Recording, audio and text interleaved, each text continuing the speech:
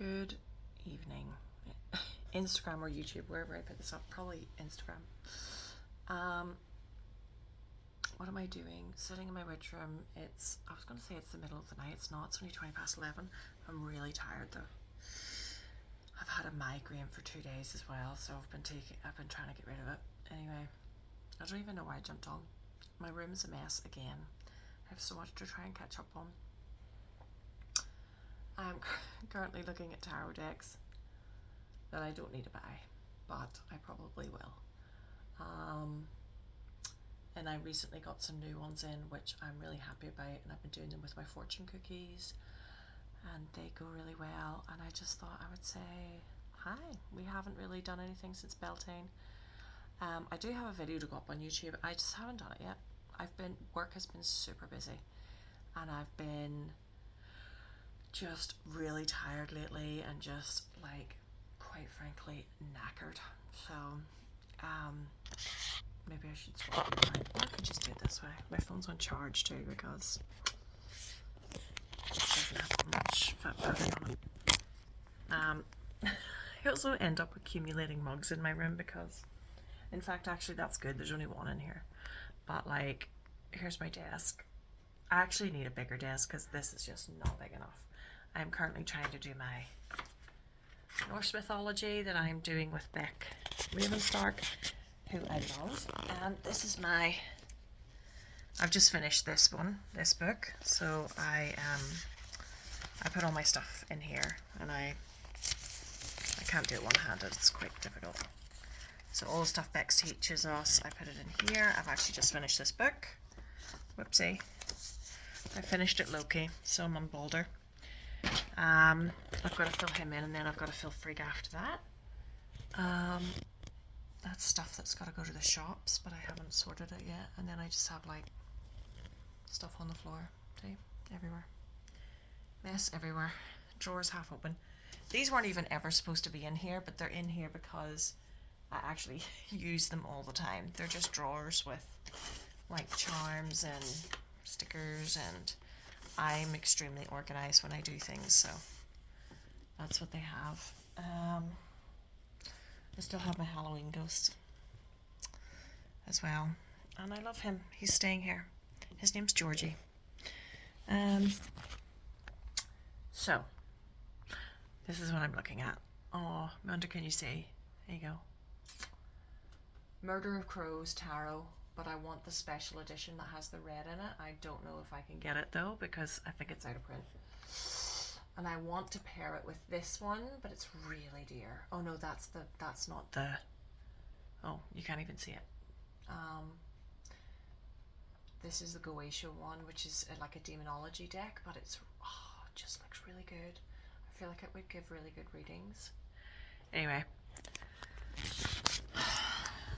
I'm not paying that for it, but that's the one that has like a board and a charm. I just want the deck. Anyway, I'm still looking into it.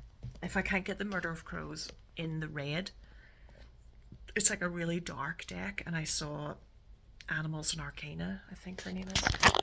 Whatever Tegan goes by these days, which is a YouTuber I follow. Oh, let me pause that. That's the Haunted Library that I'm watching. I've also been watching a lot of Critical Role. I'm totally caught up, so I just have to watch episode 6. Oh, it's out. Yes, it came out 17 hours ago. Awesome. I'm excited. Critical Role, if you don't know, is like a D&D roleplay game. Well, they YouTube it, and I'm obsessed with it. Yeah, Animals and Arcana, that's right, Tegan. Tegan showed these decks on her channel. I watch a ton. Like, there's my favorite YouTubers that I have, and I just watch them all the time. They're all magic people. They all do tarot, except for Critical Role, which is obviously just roleplay D&D, which I love. And Dawn, Danny, Lisa, Krista sometimes. Animals and Arcana. I really quite like Tegan. Tegan does a lot of animal magic and sort of spirit magic and death magic, and God, she explains things so well. And I actually wrote down, she said some stuff, and I was like, oh my God, I'm writing that shit down. It was so good. Where have I written it? I don't know. Anyway, doesn't matter. So let's just take you over to my other chair.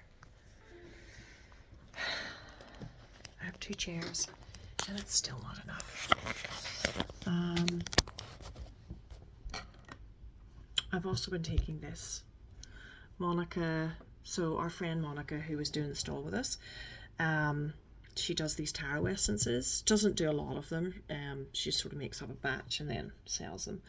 But we bought some off her, traded some for some of our stuff at Beltane, and oh my god, I love it. So I chose a few tarot. They're just the tarot majors, and I chose the moon. Well, I chose a few. I think I've got a few of them. But the moon is the one I started with because it is going to hopefully help me not avoid things in my life and face fear. And I have a really hard time facing fear at the minute. Well, I always do. So I have like really high anxiety. Not all the time, but I take tablets like every day for it. But I get peaks of it, and I just have a challenging sort of personal life and different things. So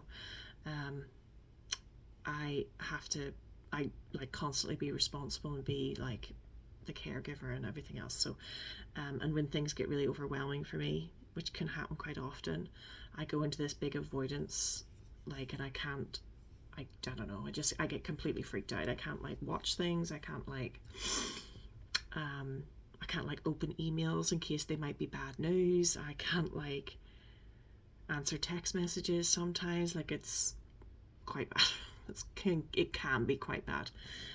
Actually, the only person that I want to talk to, I completely retreat from people as well. I don't like answer people's phone calls or anything, and which is terrible, but I do that for about 3 days.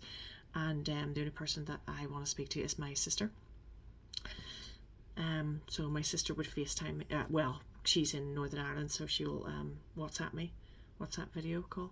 And she's the only person I want to talk to. And sometimes I don't even want to talk to her, or I don't necessarily call her to talk to her, and she just knows, and she'll just call me, and she'll just immediately like, "What's wrong with you?" And I'll be like, "Oh, I'm just feeling really down," and I'm like, I can't look at anything, I can't read anything, and like I'm so worried about bad things. And my sister will just then talk me through it, and she'll usually just talk shit, and then we'll be on the phone for like 4 hours. I mean, our minimum phone calls are 3. She's already called me yesterday, but I was asleep, twice, and then I called her tonight, and she said, "I'm just feeding the dogs and then I'll call you back," but she'll be on for about 3 hours. Anyway, so this is a tarot essence that you take orally, and I've been taking it morning and night, and I feel like it's working. That sounds so dumb, and you know, I've just been trying to embody moon energy, of the tarot moon energy, which is your disillusionment, right, and your fear and your things that are hidden that you can't see, that you know is an illusion. It's not real. It's this like, you know, worries and things of stuff. So I thought that was a really good one to start with. I have a list of the ones I'm going to go down anyway. I also got one of my Halloween decks in, which I've been waiting for goddamn weeks. It didn't come in during October, which I was annoyed about, but that's okay. I've been using it. It's actually just an RWS, which is Rider-Waite Smith.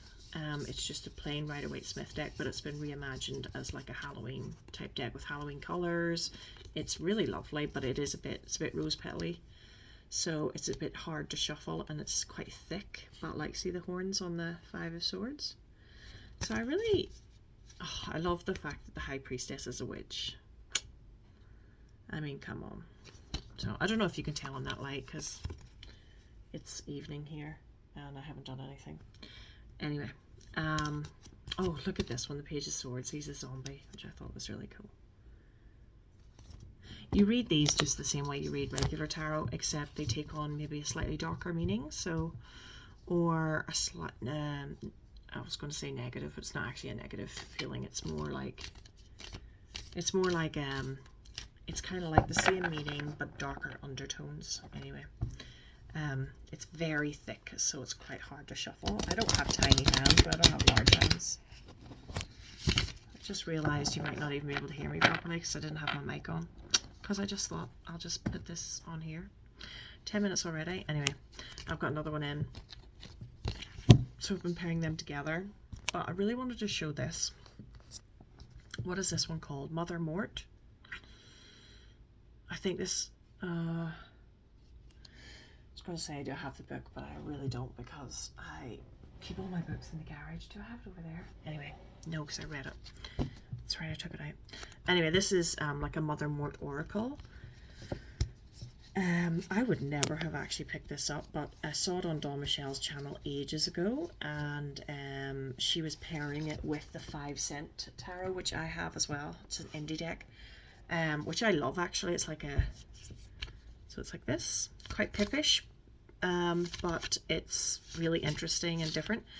And whilst it does pair very nicely with this deck, I sort of thought, oh, that's a great pairing, like I might grab that. It actually pairs even better with the Tariochi by Jen Freiborg. This is the one that I mentioned the other day and I could not remember the name of it. It's the Tariochi. So this is the one that I had in Purgatory in the garage and I brought it out. So look at the state of me. But I've been at work all day, and yes, obviously I work every day, but it's been really hot, and my daughter also had awards today in school, like after school. It was like from 5 to 7. So she got an award, but oh my god, it was so hot in there. I mean, it is summer, but it was really hot. Anyway, these are really good, so I wanted to show you these together. How am I going to show you them? Because I'm on camera and I don't have another one. Anyway, this memento, no, not memento, this Mother Mort oracle is just I think there's only like 32 cards or something. It's very small. I actually wish there was more. It's quite dark. It's like circus carnival, like murder-esque sort of stuff.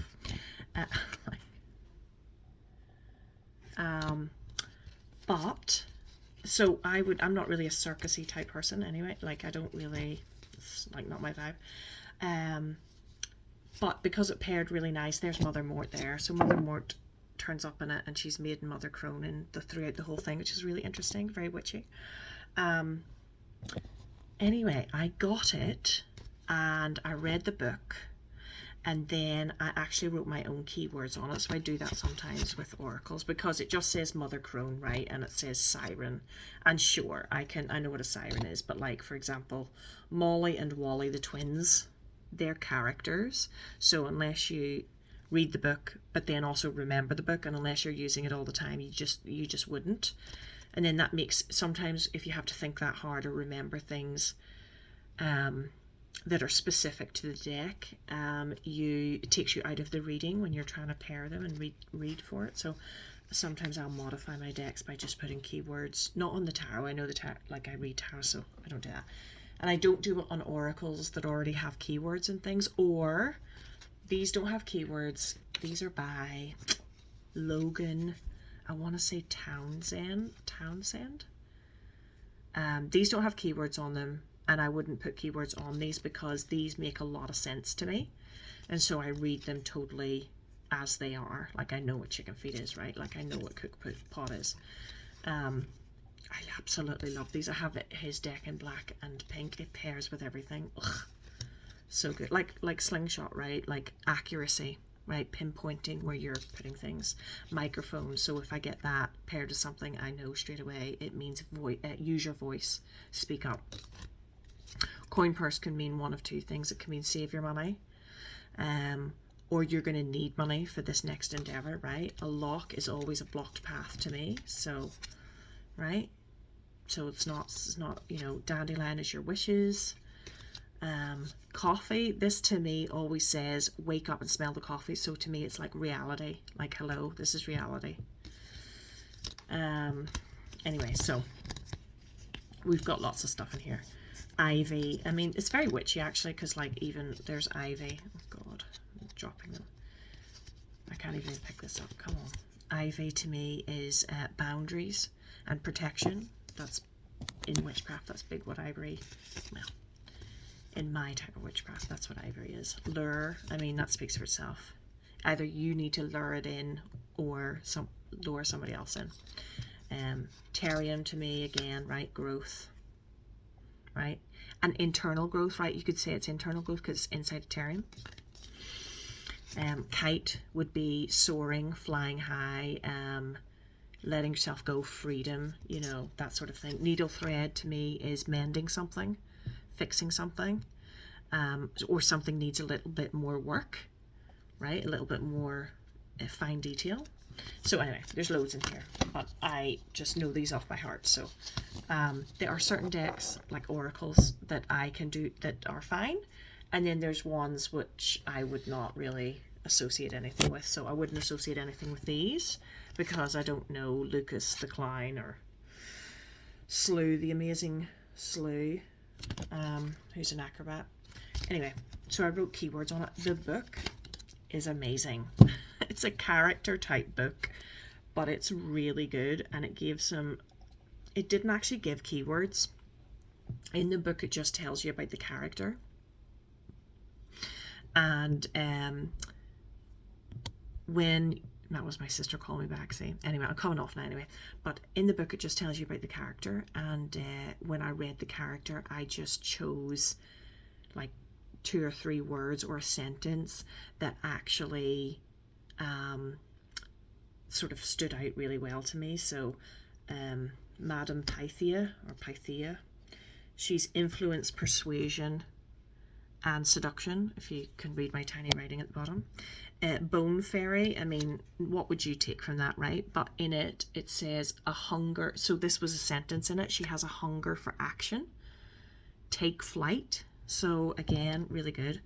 Carl Skeely, the chemist, he's so creepy looking, but yet his is actually, he's the doctor and he gives medicine to people, so I put check-in, tonic, remedy.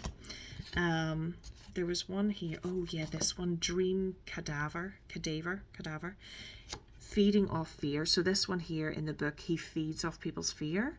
So again, I was like, that's great card, feed off fear, right? I wouldn't even know how to pronounce this. Nagunchin. She's known as the Weaver, so she has keyholes for her eyes, and so I put that on it. Weaver, as in checkpoint. This is a part of your journey or part in the day or whatever you're reading for, to check something. The Astounding Lady Machaira, so she was about acceptance, but because of her swallowing the sword, I've put swallowing difficult truths. Truth is always hard to swallow. So yeah, this was really, this one's come up a few times already for me. So the King of Crows, so he's the scarecrow in the circus that like stands outside and gathers the people to bring them into the tent. But he's also known in the book as the boundary keeper, and I was like, yes, the boundary keeper. And then I've put sense of threat, so he senses threat. That's why he keeps the boundary of the circus. So you know, he's come up a lot. What does that mean? Who would know? Anyway, this is what I do. So I just shuffle this. This is what I do in the evenings, and I wouldn't normally use this type of deck now because I try to be in seasonal energy, and my seasonal energy is summer, but because my Halloween decks only came in recently, I was like, I'm still in that dark mode, and I think too because I've been in real anxiety mode. I'm just trying to do this stuff here. So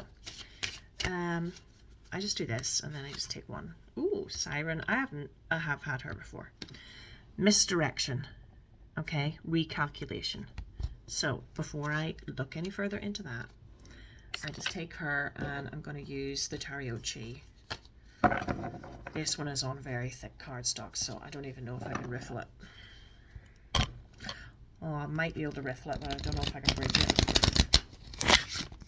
A bit too thick to bridge. Anyway, that's fine.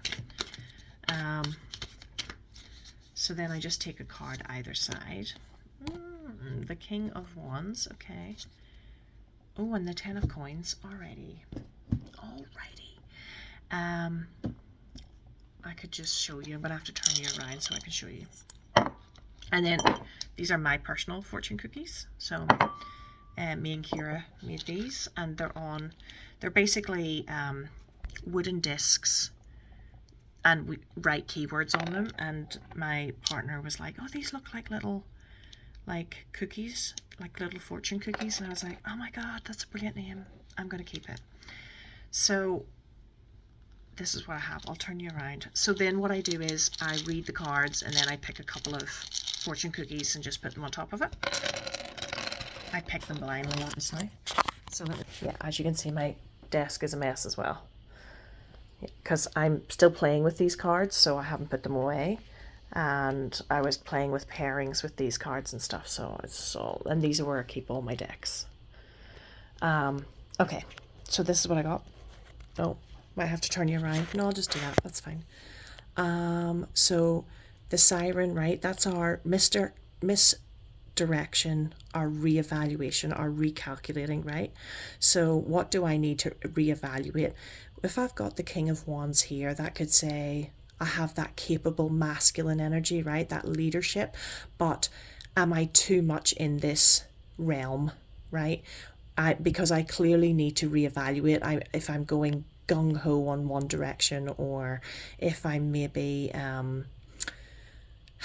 could even be having a difficult time trying to embody this this energy at the minute, because I've been in this real anxiety space, and it's saying to me, you need to embody this energy more to be able to move forward, right? So reevaluate how you see yourself, or what you're putting out there, what your energy is, and maybe embody this energy here, right? That's what our reevaluation is, right? Because we're being misdirected by my own fear and my own anxiety. And that's the only way I'm going to get to this full resources, right? So the 10 of coins to me is, although it's about legacy and family, wealth and things like that there, when I read it in a mundane sort of level, I read it as just, this is full resources, right? Full abundance, full resources, for me to be able to support things that I'm doing, whether that's work or projects or family, whatever it is. So, and I have been completely checked out because I've been in this really bad anxiety state. So this is what it's telling me, right? It's saying, yeah, you are totally misguided at the minute. You are misdirected. You need to come back. You have all these full resources, but you cannot get them because you don't have access, because your energy is blocked by not embodying this king energy, right? So then what I do is I have my fortune cookies over here, and then I'm just going to blindly pick. Oh, caveat again. Right, these have been coming up a lot. So here we go, unsafe. So this is one of my personal words that I know, because when I have spoken with my psychologist before, when I've been trying to deal with some trauma and stuff that I've had, she has said to me, when I go into these really difficult spaces, my body goes into like an unsafe mode. So when I get triggered, I go into unsafe, and I have to move back to safe. And the only way to move back to safe is to go somewhere that feels safe, whether it's a room or a place or a person. It doesn't, an unsafe doesn't mean like a physical unsafe. It could mean a physical unsafe space, but it means like my body is in unsafe mode. So I need to move out of safe. So this completely is telling me this is absolutely to do with my anxiety. This is to do with my fear at the minute that I've had. And I'm in the unsafe. I'm not in it because I've been moving out of it, right? But I've been in this unsafe mode. Okay. And I've got the feels word, right? And I'm not an emotional person. Like I'm trying to work on my emotions, because I'm supposed to be quite emotional, and I've shut them off a lot over the years because I have lots of things I can't go into, but it's telling me, and I've been like quite, like I got upset a couple of times last week, like quite upset over things. And this is telling me, right, it's like, yeah, because you're in your feels, you're in your emotions, you're in that space, which is good. I should be emotional when I feel unsafe. So, and the fact that I threw it onto the 10 of coins is like this emotional feelings that you have is part of your abundance. It's part of your full resources, because that's where you're supposed to be moving into, which makes sense because that is all about what this year was supposed to be for me. And then interestingly, I got caveat. Okay, so what that could essentially tell me is that when I talk about misdirection, or I talk about reevaluating, or I see this as my anxiety and my fear and things that have been, coming up for me this week, it's all a caveat, right? It's like, it's sort of that word to me in this reading is almost saying to me, it's just temporary. It's just a small thing. It's just a caveat off something. Like it's off something bigger, or off, it's not like it's not this, it's not the main focus. It's not the main, it's like a side quest, right? A shitty side quest, but a side quest nonetheless. So that is how I use them. And I could I could just pick one more. Just, what does it say? Trying to read it on camera. Capacity, that has come up. I've picked that every day for 4 days in a row. So, and again, so that's really funny that it's come up, because what it's saying is, when I'm in this unsafe mode and when I move into this fear and this anxiety space, I'm at capacity, which is exactly how I feel.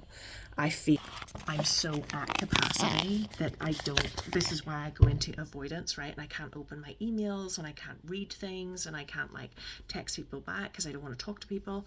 I totally do that because the fear grips me so tightly that I feel at capacity, and I just don't have the capacity to move. And again, it's not like I don't know I'm being irrational. I know I am. I know that the likelihood of something majorly bad is not going to happen. But trauma doesn't work that way. So, as my therapist says, trauma doesn't work that way. It comes out in lots of different ways. And because I'm trying to move into a more emotional sort of space and be more in touch with my emotions and different things, I think that's why stuff's coming up for me a lot, because I'm supposed to be facing it. So it's a difficult year. I actually can't wait for the year to be over. I can't wait to actually be off for Christmas. So anyway, that is how I read. Pairs. That's an oracle with 2 tarot cards and fortune cookies. And the fortune cookies really just add that little bit of extra validation, right? Like when it comes up as unsafe, or it comes up as capacity, it's telling me you are in unsafe mode. That's why you have to reevaluate, right? Your fear's misdirecting you.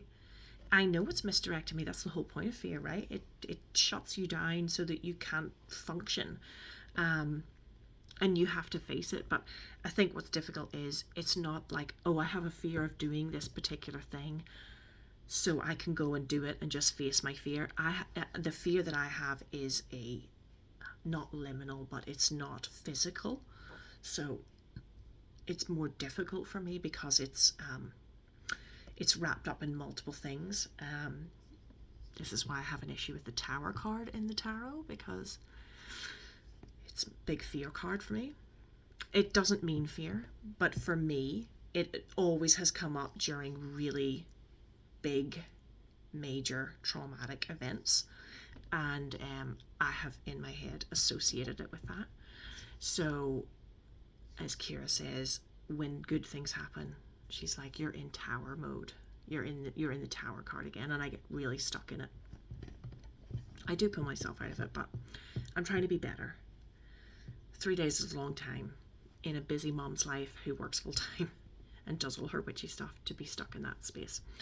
So, yeah, so that's how I read it. But again, I would have done this anyway before I went to bed tonight. Well, I gotta talk to my sister first. But that was really, that's the, capacity and unsafe has come up every day for the last 4 days. So it's just reminding me, even if I feel like I'm starting to come out of it, I'm still in it. It's still got its hooks in me. So that's it. So there's how you would pair 3 different types of divination, and you put them together, and you can do, you know, lots of different things with them. So interesting. Also high out there if you're up at whatever time it is. It's probably near midnight now. I mean, I don't go to bed till really late, so. Yeah, my sister says, everything okay? You've declined my call twice. I'll say, yeah, I was just doing a video. Anyway, that's it. I will maybe, me and Kira are going to try and do a few divination series, because I use divination all the time. It's like my thing. That's exactly how I speak to myself, how I speak to spirit, how I speak to, how I do lots of different things. And I have loads of different types of divination that I do. So, you know what I kind of want to do? I kind of want to throw a playing card at it. I was looking for Danny's ones. Where are Danny's ones?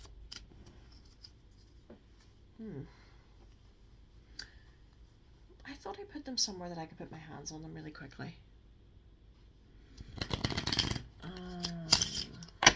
Don't know.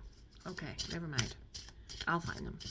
I don't have Danny's on me. Danny Mystic has a playing card deck. It's one of my faves, actually. Anyway, I read playing cards. Oh, 10 of Spades. It's so relevant.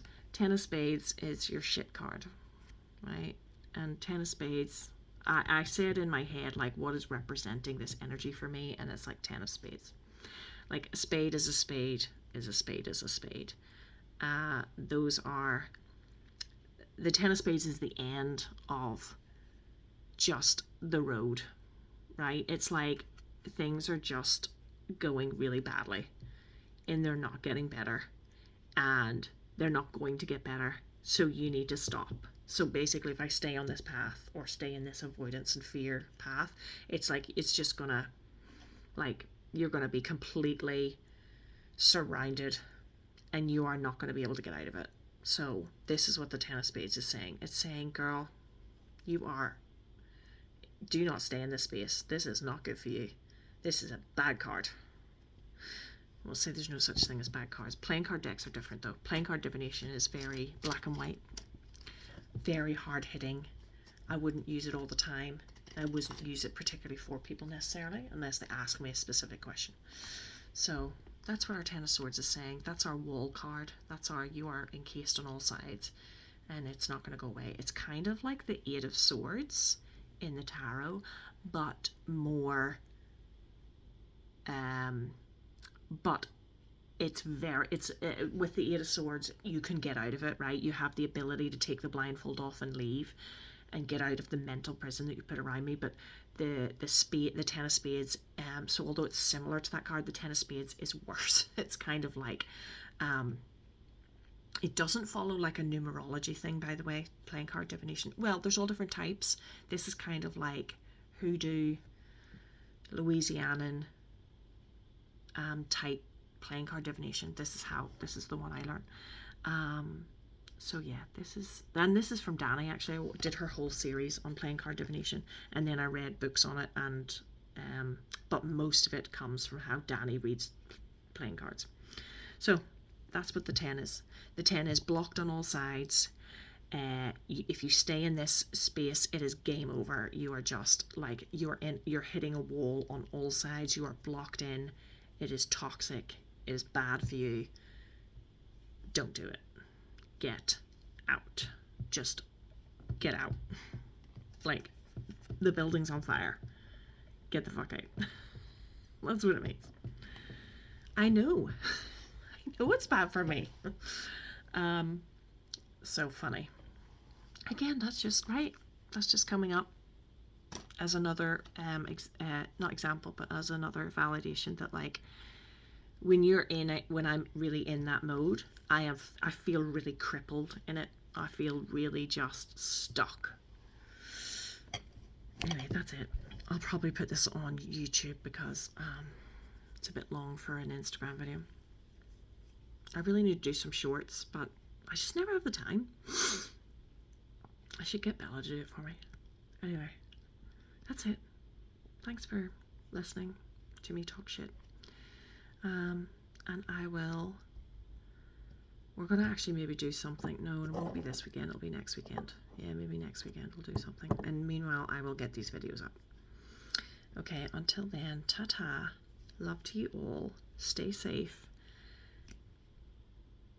Just be your own magical, wonderful, great self. And if you're having a bad week or a bad month or shitty year, that's okay.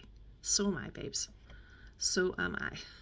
Just be, just know that there's people going through similar shit and crappy times, and we don't stay in them. That's the good thing.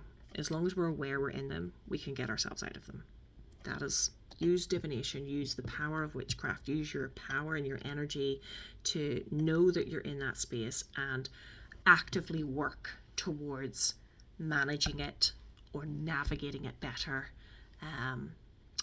to enable you to get out of them quicker or to move through the space easier so that it doesn't cripple you for 3 days like it does for me. And I do that. Sometimes I can come out of them very quickly. This one I couldn't come out of very quickly. That's okay. That happens.